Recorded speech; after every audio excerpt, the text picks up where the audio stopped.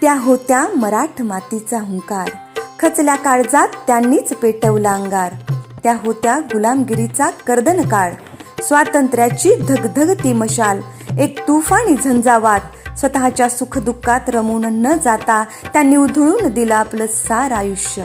कडेकपारीतल्या रयतेसाठी, 12 मावळातल्या लेकरांसाठी त्यांना मातीतून उचलून घेत दिला इथल्या भूमीला तिचा तारणहार. घडवला एक सजग जाणता नागरिक, एक जाणता राजा. मावळ खोऱ्यातल्या काळजातला राजा शिवछत्रपती श्रीमंत योगी. त्याच्या पुढ्यात झुकल्या इथल्या सत्ता, शाही दरबारातले सगळे मुत्सद्दी आणि परकीयांच्या ताठर गर्विष्ठ माना. केला त्यांनी मुजरा त्यांच्या मुलखा वेगळ्या लेकराला आणि त्यांच्या सामान्य कर्तृत्वाला. त्यांनी घडवलेल्या त्या राजाची दखल अलम दुनियेनं घेतली.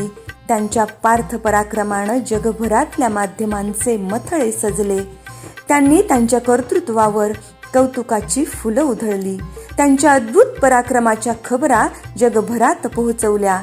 इतिहासाच्या पानांवर त्यांची म्हणून नाममुद्रा उमटली. प्रौढ प्रताप पुरंदर, क्षत्रिय कुलावतंस, सिंहासनाधीश्वर राजा शिवछत्रपती. ती मुद्रा अवघ्या विश्वाला वंदनीय झाली.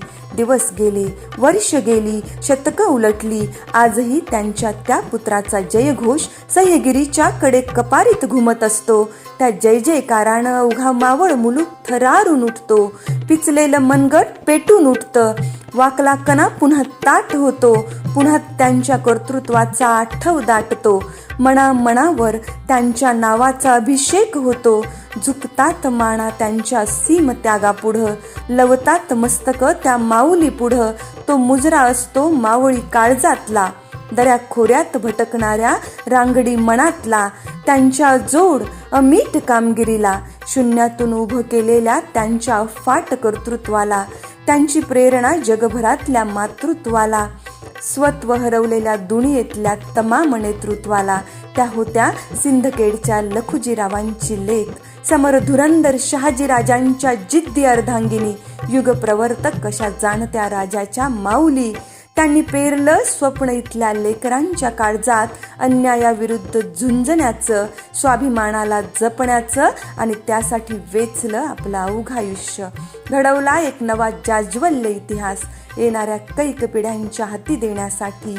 आणि त्या दैदिप्यमान इतिहासाची ध्वजा चहू मुलखात डौलानं फडकत असतानाच त्यांनी घेतला अखेरचा श्वास. पाचाडच्या त्या वाड्यात जाणत्या राजाला मागं ठेवून आजच्याच दिवशी राजमाता जिजाऊंना विनम्र अभिवादन.